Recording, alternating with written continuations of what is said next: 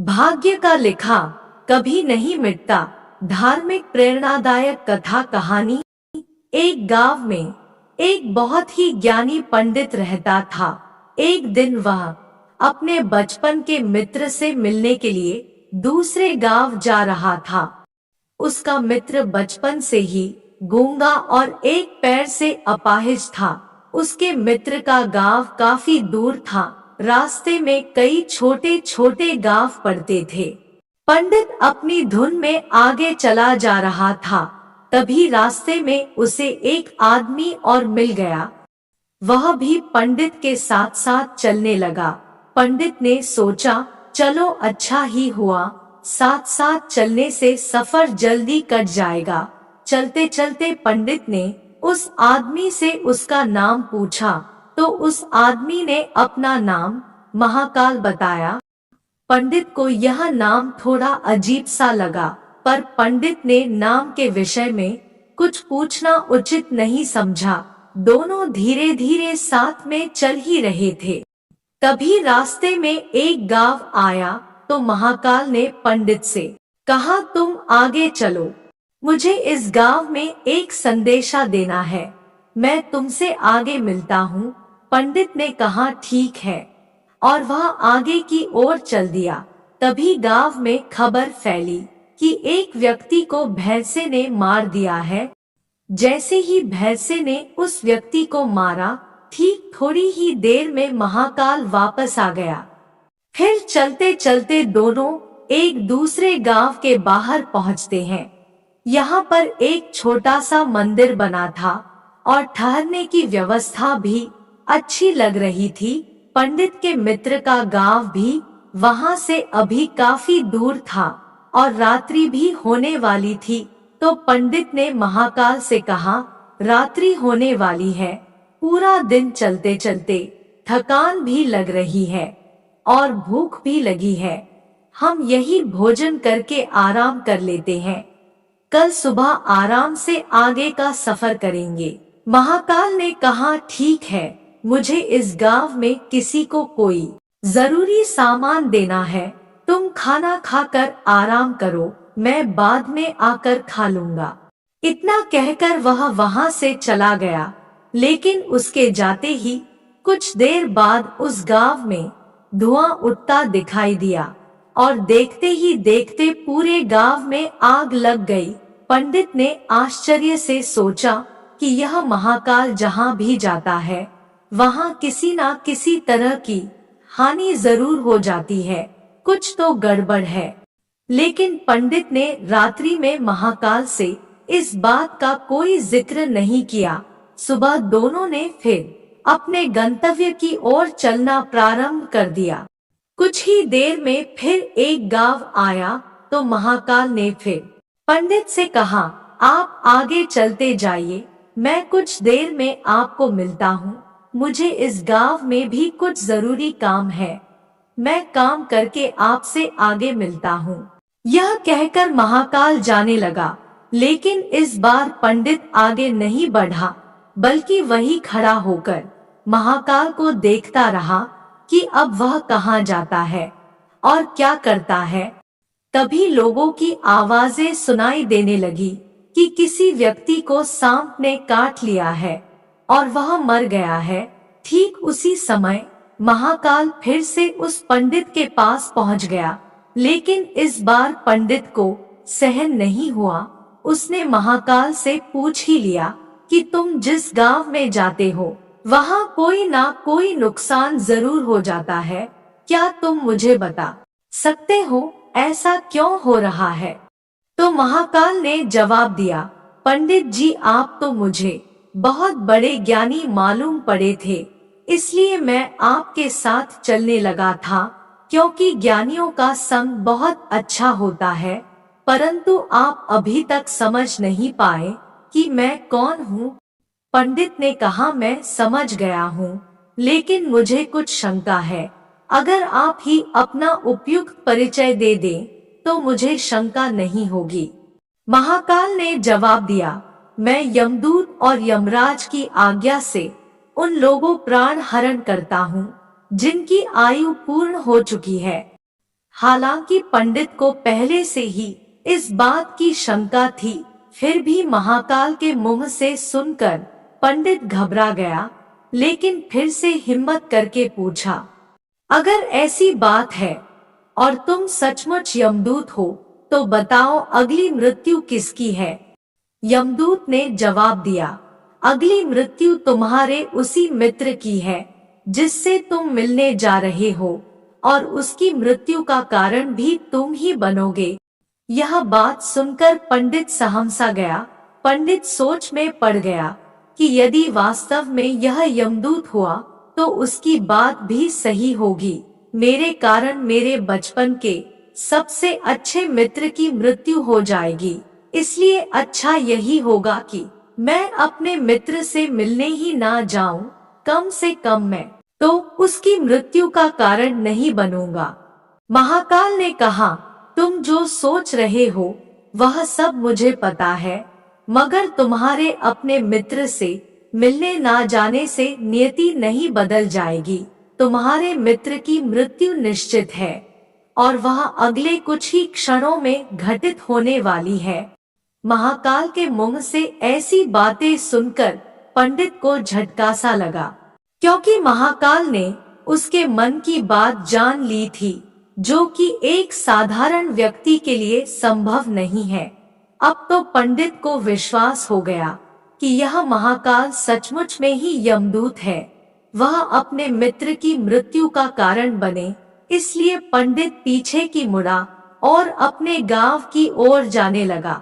परंतु जैसे ही पंडित मुड़ा, उसका मित्र तेजी से उसकी ओर आता हुआ दिखाई दिया, जो पंडित को देखकर अत्यंत प्रसन्न दिख रहा था।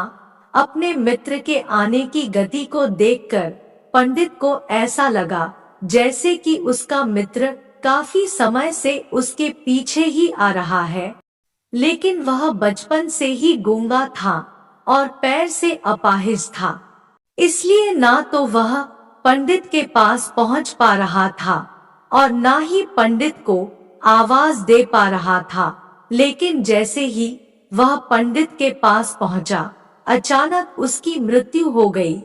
पंडित हक्का बक्का होकर महाकाल की ओर देखने लगा, जैसे कि वह पूछना चाह रहा हो कि आखिर क्या हुआ। महाकाल पंडित के मन की बात समझ गया और बोला, तुम्हारा मित्र पिछले गांव से तुम्हारे पीछे पीछे आ रहा था, लेकिन वह अपाहिज और गूंगा होने की वजह से तुम तक नहीं पहुंच सका। उसने अपनी संपूर्ण ताकत लगाकर तुम तक पहुंचने की कोशिश की, लेकिन बुढ़ापे में बचपन जैसी ताकत नहीं होती, इसलिए हृदय आघात के कारण तुम्हारे मित्र की मृत्यु हो गई, क्योंकि तुमसे मिलने के लिए अपनी गति की सीमा को लांघते हुए वह तुमसे मिलने के लिए पीछे पीछे भाग रहा था। इसलिए अपने मित्र की मृत्यु का कारण तुम ही बने। अब पंडित को विश्वास हो चुका था कि सचमुच यह महाकाल एक यमदूत है और उसका कार्य जीवों के प्राणों को हरना है। पंडित एक ज्ञानी व्यक्ति था, इसलिए यह भी जानता था कि मृत्यु पर किसी का बस नहीं चलता, सभी जीवों को एक ना एक दिन मरना ही है। यही सोचकर उसने अपने आप को संभाल लिया, लेकिन अचानक पंडित के मन में स्वयं की मृत्यु के बारे में जानने की इच्छा हुई। इसलिए उसने महाकाल से पूछा, जब मृत्यु मेरे मित्र की होनी थी तो तुम शुरू से ही मेरे साथ क्यों चल रहे थे? महाकाल ने जवाब दिया, मैं तो सभी के साथ चलता हूँ और हर क्षण चलता रहता हूँ, किंतु लोग पहचान नहीं पाते, क्योंकि लोगों के पास अपनी समस्याओं के अलावा किसी और व्यक्ति, वस्तु या घटना के संदर्भ में सोचने, समझने और देखने का समय ही नहीं होता। पंडित ने कहा, क्या तुम बता सकते हो कि मेरी मृत्यु कब और कैसे होगी? तो महाकाल ने कहा, हालांकि किसी सामान्य जीव को यह जानना ठीक नहीं है, क्योंकि कोई भी जीव अपनी मृत्यु के बारे में जानकर दुखी ही होता है, लेकिन तुम ज्ञानी व्यक्ति प्रतीत होते हो और अपने मित्र की मृत्यु को तुमने जितनी आसानी से सहन कर लिया है, उसे देखकर लगता है कि तुम अपनी मृत्यु के बारे में जानकर भी दुखी नहीं होगे। इसलिए मैं तुम्हें बता देता हूँ कि तुम्हारी मृत्यु आज से ठीक 6 महीने बाद आज के ही दिन किसी दूसरे राज्य में फांसी लगने से होगी। और सबसे आश्चर्य की बात यह होगी कि तुम स्वयं खुशी से फांसी को स्वीकार कर लोगे। इतना कहकर महाकाल जाने लगा। क्योंकि महाकाल का पंडित के साथ चलते रहने का अब कोई कारण नहीं था, पंडित भी अपने मित्र की यथाशक्ति कर्मकांड करके अपने गांव चला गया। लेकिन कोई व्यक्ति कितना भी ज्ञानी क्यों ना हो, अपनी मृत्यु की बात सुनकर दुखी तो होता ही है और मृत्यु से बचने के लिए कुछ ना कुछ करता ही है। तो पंडित ने भी वही किया। पंडित विद्वान था, इसलिए उसकी ख्याति उस राज्य के राजा तक थी। उस पंडित ने सोचा कि राजा के पास तो कई ज्ञानी मंत्री हैं, वे मेरी मृत्यु से संबंधित समस्या का कोई ना कोई हल निकाल ही लेंगे। पंडित यह सोचते हुए राज दरबार में पहुंच जाता है और उसने वहां जाकर राजा को सारा वृत्तांत सुनाया। राजा ने यह बात अपने मंत्रियों को बताई और उनसे सलाह मांगी। अंत में सभी ने विचार विमर्श करके कहा कि अगर पंडित की बात सही है तो यह तो निश्चित है कि उसकी मृत्यु 6 महीने के बाद ही होगी। लेकिन मृत्यु तब होगी जब वह दूसरे राज्य में जाएगा। यदि वह दूसरे राज्य में जाएगा ही नहीं तो मृत्यु भी नहीं होगी। मंत्रियों की यह सलाह राजा को भी ठीक लगी। बहुत सोच समझकर राजा ने पंडित के रहने की व्यवस्था महल में ही कर दी और राजा के आदेश के बिना उस पंडित से किसी को भी मिलने नहीं दिया जाता था। लेकिन पंडित कहीं भी आ जा सकता था ताकि पंडित को यह ना लगे कि वह राजा की कैद में है। परंतु पंडित डर के कारण स्वयं ही कहीं आता जाता नहीं था। धीरे धीरे पंडित की मृत्यु का समय नजदीक आने लगा और वह भी दिन आ गया जिस दिन पंडित की मृत्यु होने वाली थी। पंडित अपनी मृत्यु को लेकर बहुत चिंतित था, इसलिए उस दिन पंडित डर के मारे जल्दी ही सो गया ताकि जल्दी से वह रात बीत जाए और अगला दिन आ जाए तो मृत्यु टल सके। लेकिन पंडित को स्वयं नींद में चलने की बीमारी थी और इस बीमारी के बारे में वह स्वयं भी नहीं जानता था। आखिर राजा के किसी वैद्य को बताने का तो प्रश्न ही नहीं उठता। उसी रात पंडित को नींद में चलने का दौरा पड़ा। वह उठा और जेल से निकलकर अस्तबल में गया। पंडित राजा का खास मेहमान था, इसलिए किसी पहरेदार ने भी उसे नहीं रोका और न ही किसी तरह की पूछताछ की। अस्तबल में पहुंचकर वह सबसे तेज चलने वाले घोड़े की पीठ पर सवार होकर नींद में ही राज्य की सीमा के बाहर दूसरे राज्य में चला गया। इतना ही नहीं, वह दूसरे राज्य के राजमहल पहुंच गया और उस महल के पहरेदार ने भी उसे नहीं रोका और न ही कोई पूछताछ की। सभी लोग रात्रि के अंतिम प्रहर होने के कारण नींद में थे और वह पंडित सीधे राजा के शयन कक्ष में पहुंच गया। जहां राजा और रानी सो रहे थे वहां पंडित भी जाकर लेट गया। सुबह हुई तो राजा ने पंडित को रानी के बगल में सोया हुआ देखा, जिससे राजा बहुत क्रोधित हुआ और पंडित को गिरफ्तार कर लिया गया। पंडित को तो कुछ समझ में ही नहीं आ रहा था कि आखिर दूसरे राज्य में और राजा के शयन कक्ष में वह कैसे पहुंच गया। लेकिन वहां यह सब सुनने वाला कौन था। राजा ने पंडित को दरबार में हाजिर करने का हुक्म दिया। कुछ समय बाद पंडित को दरबार में लाया गया कुछ समय बाद राजा का दरबार लगा, जहां राजा ने पंडित को देखा और देखते ही क्रोधित होकर पंडित को फांसी पर चढ़ा देने का आदेश सुना दिया। फांसी की सजा सुनकर पंडित कांप गया। फिर भी कुछ हिम्मत कर उसने राजा से कहा कि मैं यह नहीं जानता हूँ कि मैं राजमहल में कैसे पहुँचा, और यह भी नहीं जानता हूँ कि मैं आपके शयन कक्ष में कैसे आया, और आपके राज्य के किसी पहरेदार ने मुझे रोका क्यों नहीं। लेकिन मैं इतना जानता हूँ कि आज मेरी मृत्यु होनी थी और अब सच में होने जा रही है।